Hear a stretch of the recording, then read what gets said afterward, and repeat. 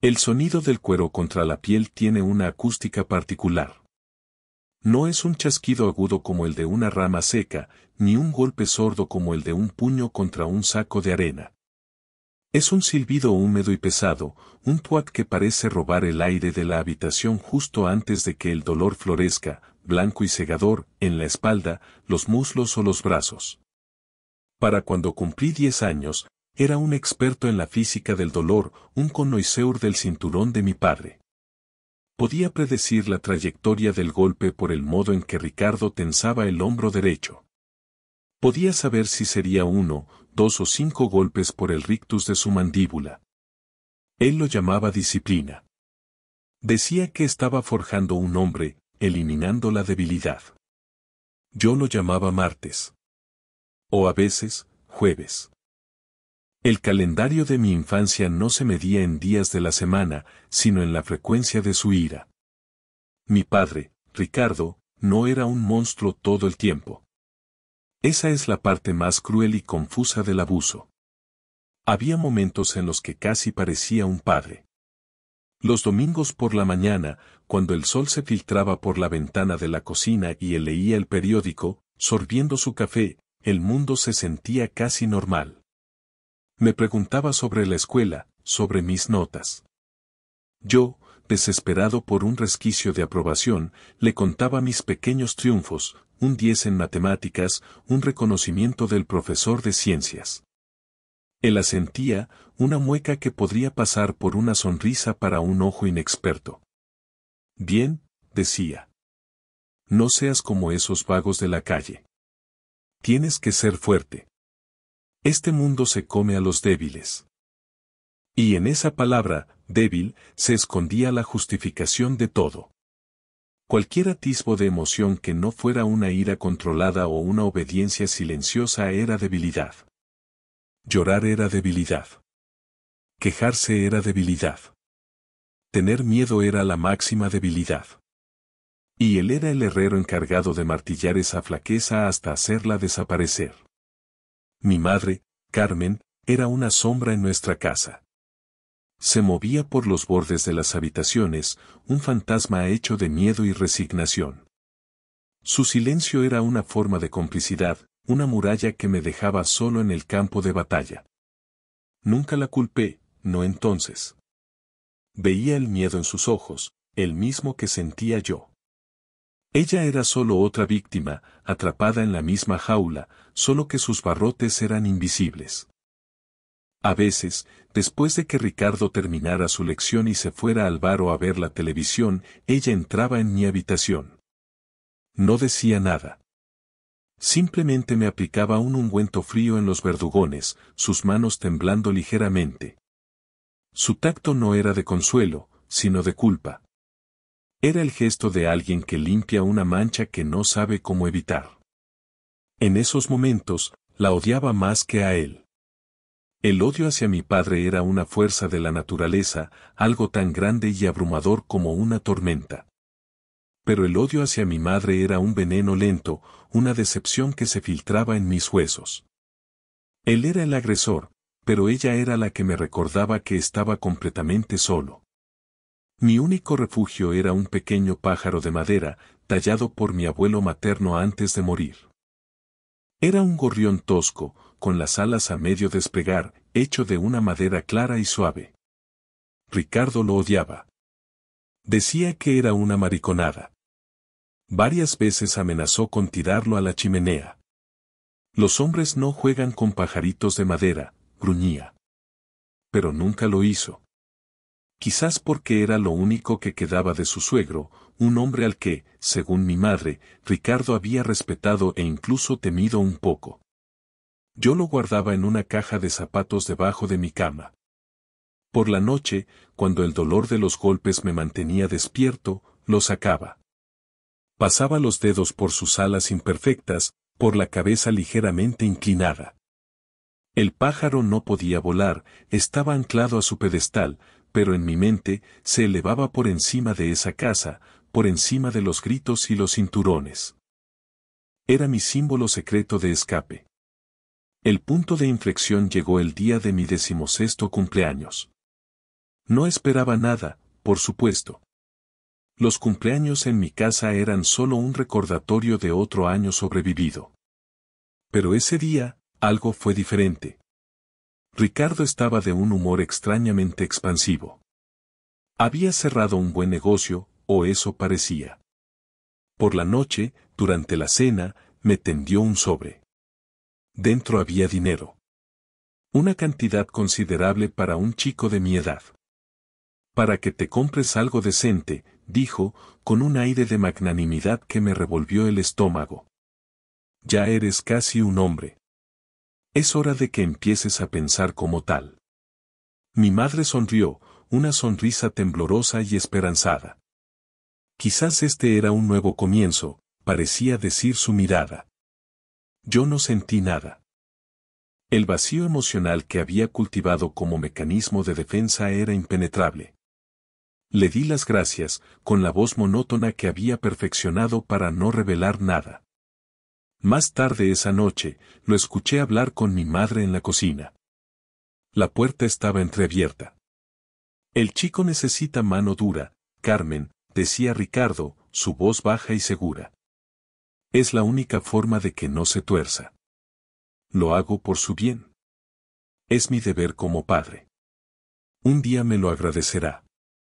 Verás, todo este sacrificio, todo este esfuerzo, es para convertirlo en un hombre de provecho, no en un blandengue llorón como tu hermano. La mención de mi tío, un hombre amable y gentil que había muerto joven, fue como una bofetada. Pero fue la siguiente frase la que rompió algo dentro de mí. Además, continuó, con un tono casi conspirador, es como entrenar a un perro. Unas cuantas correas a tiempo y aprende a obedecer sin rechistar. Es útil. Perro. No hijo. No persona. Perro. El aire se solidificó en mis pulmones. El mundo se redujo a esa única palabra. Todo el dolor, toda la humillación, toda la soledad de los últimos 16 años cristalizaron en ese instante. No era un acto de amor distorsionado. No era disciplina. Era control. Era poder. Era el placer sádico de someter a una criatura más débil. El pájaro de madera debajo de mi cama ya no era un símbolo de escape. Se convirtió en un plan. Esa noche no dormí.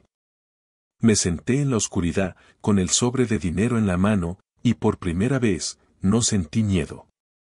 Sentí una calma gélida, una claridad aterradora.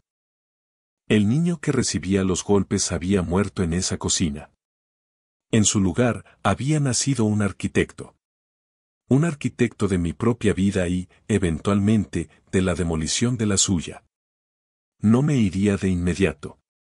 Eso sería demasiado impulsivo, demasiado emocional. Sería una reacción de debilidad.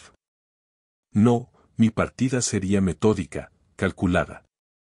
Usaría sus recursos en su contra. El dinero de mi cumpleaños fue el capital inicial. Empecé a guardar cada céntimo que podía. Hacía pequeños trabajos para los vecinos, cortando el césped, limpiando garajes, siempre con una sonrisa obediente en la cara. Ricardo lo aprobaba. Así se hace, decía. Aprendiendo el valor del dinero. No tenía ni idea de que estaba financiando mi propia liberación. Empecé a estudiar con una ferocidad que nunca antes había tenido. No solo las materias de la escuela. Me devoraba libros de psicología, de sociología, de comunicación. Quería entender. No a él era un caso perdido, un agujero negro de narcisismo y brutalidad. Quería entenderme a mí. Quería entender por qué mi madre se quedaba, por qué el sistema permitía que existieran agujeros negros como mi padre en el centro de las familias. Leía sobre el trauma complejo, sobre el apego inseguro, sobre el ciclo del abuso. Cada página era una revelación y una confirmación. No estaba roto. Estaba herido. Y las heridas, a diferencia de las roturas, pueden cicatrizar. El día que cumplí 18 años, el plan entró en su fase final. Había sido aceptado en una universidad en la otra punta del país, con una pequeña beca que, sumada a mis ahorros, me permitiría sobrevivir el primer año. Se lo anuncié a mis padres durante la cena. Mi madre lloró, una mezcla de orgullo y miedo. Ricardo frunció el ceño. ¿Tan lejos?, preguntó, su tono teñido de desaprobación. ¿Quién te crees que eres para irte así como así? Aquí tienes todo lo que necesitas. La ironía era tan densa que casi podía saborearla. Es una buena oportunidad, dije, mi voz tranquila y firme. Usted siempre dijo que había que ser fuerte y buscarse la vida. Usar sus propias palabras en su contra fue el primer sorbo de un vino que se volvería embriagador. Intentó disuadirme, luego amenazarme. Por primera vez, no retrocedí. Lo miré directamente a los ojos, el vacío que él había creado en mí ahora era un escudo. Dio algo nuevo en mi mirada, algo que no pudo identificar y que, por lo tanto, no pudo dominar. Se rindió, de mala gana, probablemente pensando que fracasaría y volvería arrastrándome. La noche antes de irme, entré en su estudio mientras dormía. La casa estaba en silencio. Sobre su escritorio, pulcro y ordenado, yacía el cinturón. No el que usaba para vestir, sino el otro. El de la disciplina. Era de cuero grueso, marrón oscuro, con una hebilla de latón pesada. Lo tomé en mis manos. Pesaba más de lo que recordaba. Olía a sudor rancio y a una especie de cera para cuero que él usaba. Por un momento, una oleada de rabia pura me recorrió. Quise entrar en su habitación y usarlo contra él. Quise que sintiera una fracción del miedo y el dolor que yo había sentido. Pero esa era su lógica, su lenguaje. Responder con violencia sería convertirme en él. Sería una derrota. En lugar de eso, saqué una pequeña navaja de mi bolsillo y, con cuidado, corté la correa por la mitad. No la rompí. No la destrocé. Un corte limpio y preciso. Lo dejé sobre su escritorio, las dos mitades una al lado de la otra. Luego, fui a mi habitación, empaqué mis cosas, tomé la caja de zapatos con el pájaro de madera y salí de esa casa para siempre. Mientras caminaba hacia la estación de autobuses en la oscuridad previa al amanecer, no miré hacia atrás. No sentía tristeza ni alivio. Solo sentía el frío peso de la libertad y el comienzo de un trabajo muy, muy largo. La primera parte de mi vida había terminado. Ahora comenzaba la construcción. La universidad fue como aprender a respirar de nuevo en un planeta con una atmósfera diferente. El aire estaba lleno de ideas, de debate, de posibilidades. Al principio, era un fantasma, igual que mi madre en casa. Me sentaba al fondo de las clases, hablaba solo cuando era estrictamente necesario y evitaba cualquier tipo de interacción social que fuera más allá de lo superficial. El trauma es un arquitecto persistente, construye muros altos y gruesos alrededor de su víctima. Yo vivía dentro de una fortaleza que me había protegido en el pasado, pero que ahora me aislaba del mundo que había luchado tanto por alcanzar. Estudié psicología con la obsesión de un monje. No era una carrera para mí, era una autopsia. Cada teoría, cada estudio de caso, cada término, era una herramienta para diseccionar mi propia historia.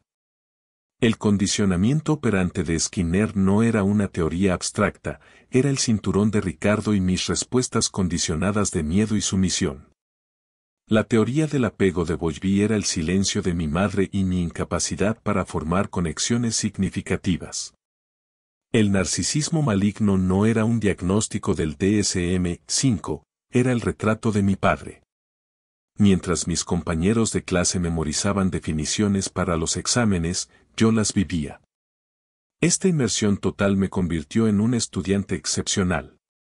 Mis profesores notaron mi dedicación, aunque probablemente la confundieron con pura ambición académica. Fue la doctora Isabel Soto, mi profesora de psicología del trauma, quien vio más allá. Era una mujer menuda, de unos 60 años, con una mirada que parecía penetrar todas las defensas. Después de que entregué un ensayo sobre los efectos a largo plazo del abuso físico crónico en el desarrollo emocional, me pidió que me quedara después de clase. Marcos, dijo, sus ojos fijos en los míos, esto no es solo académico para ti, ¿verdad? Su pregunta directa me desarmó. Mi primer instinto fue negarlo, retirarme a mi fortaleza. Pero había algo en su voz, una compasión genuina desprovista de lástima, que me hizo dudar. Por primera vez en años, dije una verdad parcial. Vengo de un entorno complicado, admití, la frase más insuficiente que jamás había pronunciado. Ella asintió lentamente. La experiencia vivida puede ser una carga terrible o una fuente de una fuerza increíble. Depende de lo que hagas con ella. Puedes dejar que te defina o puedes usarla para definir tu propósito. Sus palabras se quedaron conmigo. Me ofreció ser mi tutora de tesis y, bajo su guía, comencé a transformar mi dolor en un proyecto. Mi enfoque no era la victimización, sino la resiliencia. ¿Qué permitía a algunas personas, no solo sobrevivir al trauma, sino prosperar a pesar de él? ¿Qué era esa alquimia misteriosa que convertía el plomo del sufrimiento en el oro de la empatía y la fuerza? En este periodo conocí a Elena. Fue en la biblioteca. Yo estaba rodeado de libros, construyendo mis murallas con papel y tinta. Ella se sentó en la mesa de enfrente y, después de una hora de silencio, simplemente me deslizó una taza de café. Parece que lo necesitas más que yo, dijo con una sonrisa. Fue un gesto tan simple, tan desinteresado, que no supe cómo reaccionar. Elena era todo lo que yo no era, abierta, luminosa, emocionalmente transparente. Estudiaba arte y veía el mundo en colores y texturas, mientras que yo lo veía en estructuras y mecanismos de defensa. Nuestra relación fue mi verdadera educación. Ella fue la primera persona que me vio, no a través de la lente de mi trauma, sino como la persona que era en ese momento. Fue paciente. Cuando me cerraba, no intentaba derribar la puerta, simplemente se sentaba fuera y esperaba. Me enseñó que la vulnerabilidad no era debilidad, sino una forma de coraje. Me enseñó a nombrar mis emociones, a sentirlas sin que me destruyeran. Con ella, por primera vez, me sentí seguro. Durante todos esos años, el contacto con mi familia fue nulo. El primer año, mi madre llamó un par de veces. Sus conversaciones eran vacilantes, llenas de preguntas que no se atrevía a hacer. Le respondía con una cortesía fría y distante. No quería ser cruel, pero el puente hacia ella estaba roto. Hablar con ella era como tocar una herida que aún no había cicatrizado. Ricardo nunca llamó. Su orgullo era una fortaleza aún más grande que la mía. Según mi madre, cuando vio el cinturón cortado, no dijo nada. Simplemente lo tiró a la basura y nunca más se mencionó el tema. Para él, yo había dejado de existir. Era un mal negocio, una inversión fallida que se desecha y se olvida. Después de la universidad, fundé una pequeña organización sin ánimo de lucro. La llamé El Nido Roto, un nombre que solo yo entendía del todo. Empezamos con talleres gratuitos en centros comunitarios y escuelas. Hablábamos de inteligencia emocional, de comunicación no violenta, de cómo establecer límites saludables. No hablaba de mi propia historia. No todavía. Utilicé casos de estudio anónimos, teorías psicológicas, ejercicios prácticos. Mi enfoque era diferente. No me centraba en el lenguaje clínico, sino en un lenguaje directo y accesible. Traducía conceptos complejos a experiencias cotidianas. Hablaba de la armadura emocional que todos usamos, de cómo reconocer las conversaciones trampa de los manipuladores, de cómo construir un sistema inmunológico emocional. La gente respondió. Padres preocupados, profesores desbordados, adolescentes que se sentían incomprendidos. El boca a boca hizo crecer la organización. Empecé a escribir un blog, compartiendo las mismas ideas. Los artículos se volvieron virales. De repente, los medios de comunicación locales empezaron a llamarme. Me pedían entrevistas, me presentaban como un experto en educación emocional. El término me resultaba irónico. Yo, el chico que fue entrenado para no tener emociones, ahora enseñaba a otros a gestionarlas. Era la venganza más perfecta y silenciosa que podría haber imaginado. Mi éxito no se basaba en la venganza, pero estaba impulsado por ella. Cada taller exitoso, cada artículo compartido, cada persona que me decía gracias, esto ha cambiado mi forma de ver las cosas, era un ladrillo en el nuevo edificio que estaba construyendo, y un golpe de martillo en los cimientos de la casa de Ricardo. Sabía que, tarde o temprano, las ondas de mi nuevo mundo llegarían a las costas de mi antiguo mundo. Y estaba preparado. Un día, recibí un correo electrónico. Era de una organización cívica de mi ciudad natal. Me habían nombrado hijo predilecto del año por mi labor a nivel nacional y querían entregarme el premio en una gala anual. La invitación era una bomba de tiempo. Sabía que él estaría allí. No como invitado mío, sino como parte de la élite local. Ricardo, a pesar de sus métodos, era un hombre de negocios respetado en esa pequeña ciudad. Formaba parte de esos círculos. Le mostré el correo a Elena. Ella leyó mi rostro antes de que pudiera decir nada. No tienes que ir, Marcos, dijo suavemente, poniendo su mano sobre la mía. No le debes nada a nadie. Lo sé, respondí, y era verdad. No tenía que ir. Pero la historia no estaba completa. El arquitecto había diseñado y construido su nueva estructura, pero quedaba una última tarea, la demolición controlada del viejo edificio. No por odio. El odio es un ancla, y yo había pasado años liberándome de ella. Sino por justicia. Por el niño que fui. Por cada persona que vive bajo la sombra de un Ricardo. Tengo que ir, dije, mi voz más firme de lo que me sentía. Pero no voy a ir solo.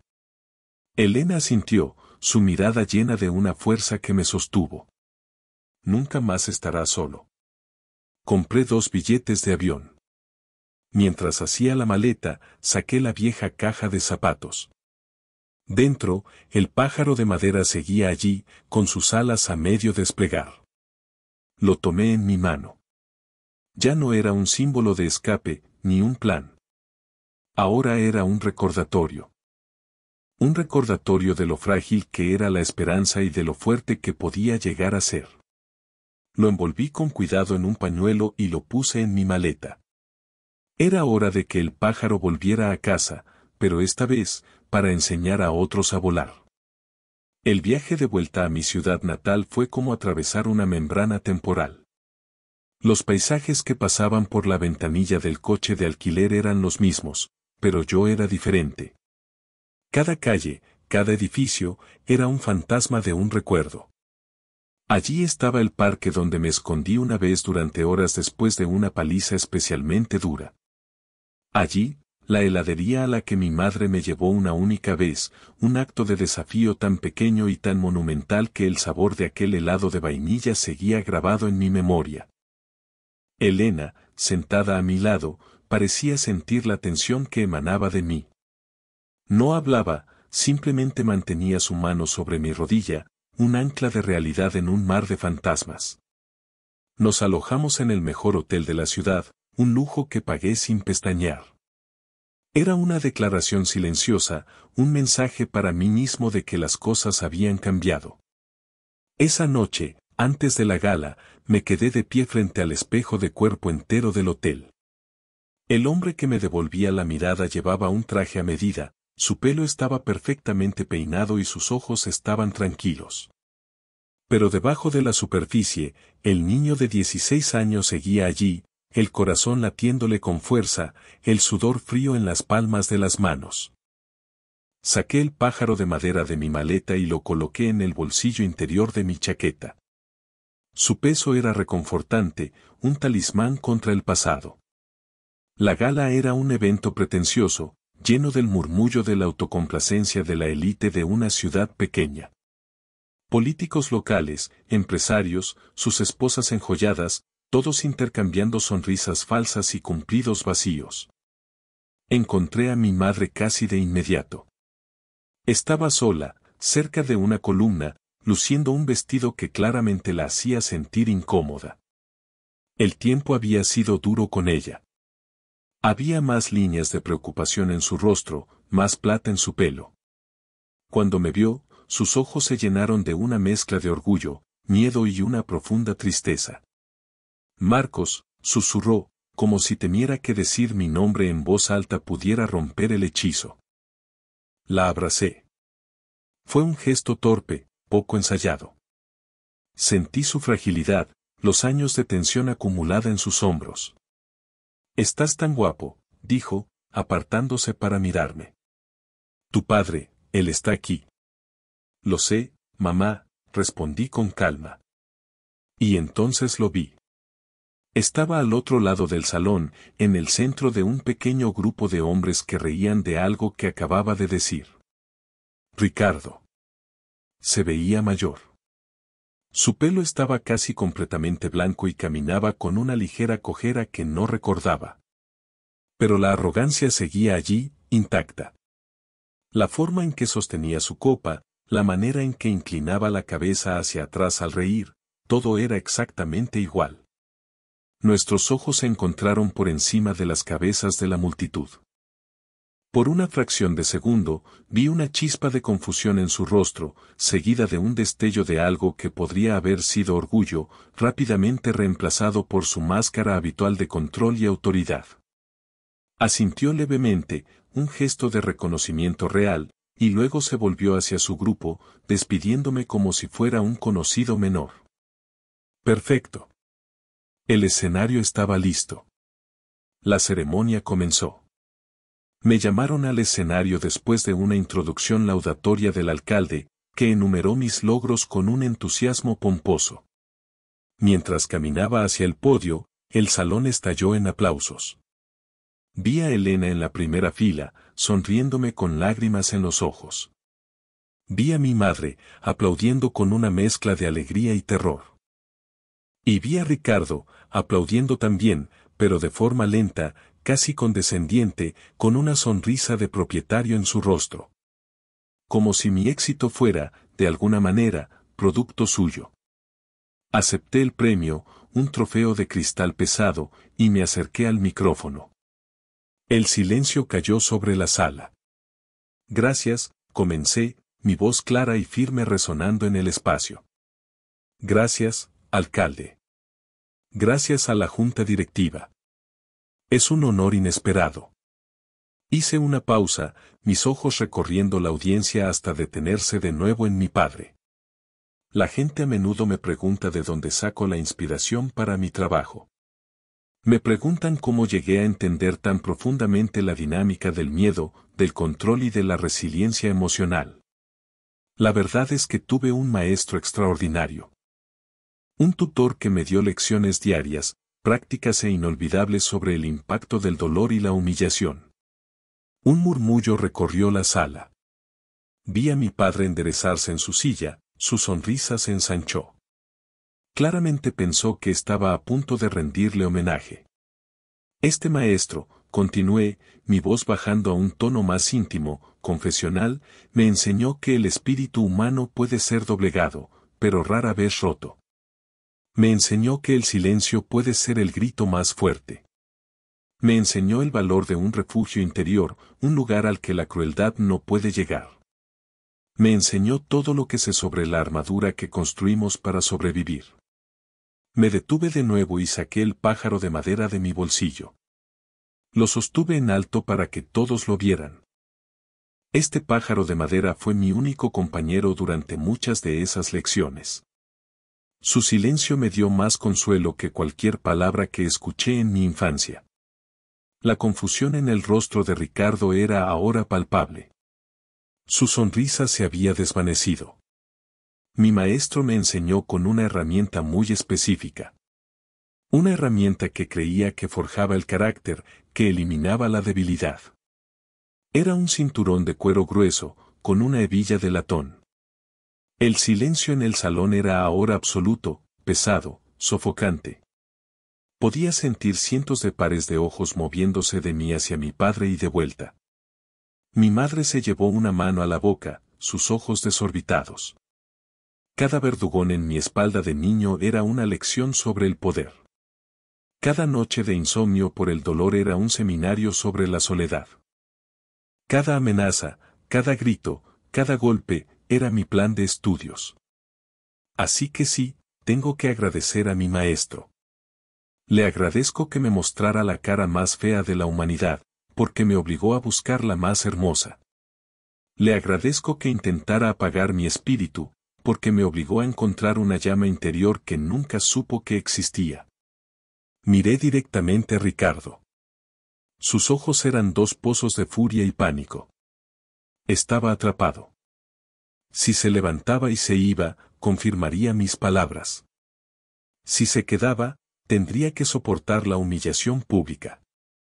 Así que este premio, dije, levantando el trofeo de cristal, no es solo mío. Pertenece a cada niño que se esconde en su habitación, a cada persona que se siente invisible, a cada superviviente que ha convertido sus cicatrices en un mapa hacia una vida mejor. Y se lo dedico a mi padre, Ricardo. El hombre que, sin saberlo, me dio todo lo que necesitaba para estar aquí hoy. Me dio la rabia que transformé en propósito, el dolor que transformé en empatía y el miedo que transformé en el coraje para decir esta verdad en voz alta, aquí, esta noche. No esperé a los aplausos. Coloqué el pájaro de madera en el podio, al lado del trofeo, y bajé del escenario. El silencio se rompió, no con aplausos, sino con un torrente de susurros conmocionados. Caminé directamente hacia Elena, la tomé de la mano y, sin mirar atrás, salimos del salón. No vi la reacción de Ricardo. No necesité hacerlo. La demolición había sido un éxito. Su reputación, construida sobre una fachada de respetabilidad, se había derrumbado. En una ciudad pequeña donde las apariencias lo son todo, le había quitado su arma más poderosa, la ilusión de su propia virtud. Al salir al aire fresco de la noche, sentí un peso que no sabía que llevaba a desprenderse de mis hombros. No era euforia. No era alegría. Era paz. Una calma profunda y silenciosa. El niño asustado finalmente había salido de la habitación. El arquitecto había completado su obra. A la mañana siguiente, antes de ir al aeropuerto, conduje hasta mi antigua casa. Me detuve en la calle de enfrente. Se veía más pequeña, menos intimidante. Una luz estaba encendida en la cocina. Imaginé a mi madre allí, sola. Quizás por primera vez, estaba considerando sus propias opciones, su propia libertad. No salí del coche. No había nada más que decir. Puse el coche en marcha y me alejé. En mi bolsillo ya no estaba el pájaro de madera. Lo había dejado atrás, en ese escenario, un símbolo de un ciclo roto. Ya no necesitaba un recordatorio de dónde venía, porque finalmente sabía, con una certeza absoluta, a dónde iba. La herida ya no dolía. Era solo una cicatriz, la prueba silenciosa de una batalla que había ganado.